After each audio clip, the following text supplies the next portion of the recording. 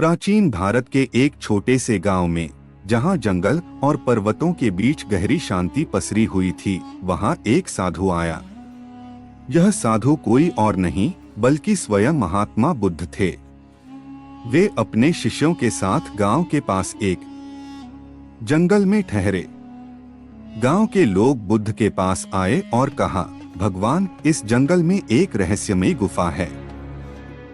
वहां से हर पूर्णिमा की रात को अजीब रोशनी और आवाजें आती हैं। हमने कई बार कोशिश की, लेकिन जो भी अंदर गया वह कभी लौटकर नहीं आया। बुद्ध ने मुस्कुराकर कहा, डर वही है जो अज्ञान से जन्म लेता है। चलो इस रहस्य को सुलझाते हैं। बुद्ध और उनके कुछ शिष्य उस गुफा की ओर चल पड़े। जैसे जैसे वे गुफा के पास पहुंचे, हवा ठंडी और भारी होती गई। चारों ओर सन्नाटा था। गुफा के अंदर अंधकार था, लेकिन जैसे ही वे अंदर गए, रोशनी की हल्की झलक दिखाई दी। शिष्यों को डर लगने लगा, लेकिन बुद्ध ने शांत स्वर में कहा, डरो मत, सब कुछ हमारे मन का खेल है। वे आगे बढ़े तो एक बड़ा सा प्राचीन द्वार दिखाई दिया, जिस पर अजीब चिन्ह बने थे।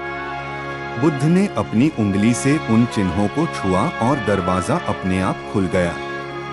अंदर उन्होंने देखा कि गुफा में ढेर सारे सोने के सिक्के, रत्न और बहुमूल्य वस्तुएं रखी थीं। लेकिन उस खजाने की रखवाली करता एक विशालकाय नाग भी वहां बैठा था। नाग ने बुद्ध को देखकर कहा, हे प्रभु, आप कौन हैं? यहाँ कौन सा साधारण मनुष्य आ सकता है? बुद्ध ने मुस्कुराकर कहा, मैं सत्य की खोज में हूँ। बताओ, तुम इस खजाने की रखवाली क्यों करते हो? नाग ने कहा, यह खजाना मेरे स्वामी का है, जिन्होंने वर्षों पहले इसे यहाँ छिपाया था। लेकिन लालच और हिंसा के कारण मैं इसे किसी को नहीं देता। मैं चाहता हूँ कि लोग अपने लोभ और मोह को त्यागें। बुद्ध ने उत्तर दिया, तुम सत्य और सेवा के मार्ग पर आओ। खजाना लोगों के जीवन सुधारने में उपयोग होना चाहिए, न कि भय और लालच का कारण बने। बुद्ध की करुणामय दृष्टि और शब्दों से नाग का हृदय परिवर्तन हो गया।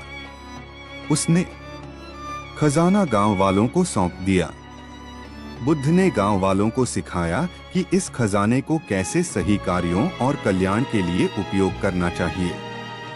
इस प्रकार महात्मा बुद्ध ने न केवल गांव वालों को भय और अज्ञानता से मुक्त किया, बल्कि उन्हें सिखाया कि सच्चा खजाना हमारे भीतर है, दया, सत्य और करुणा।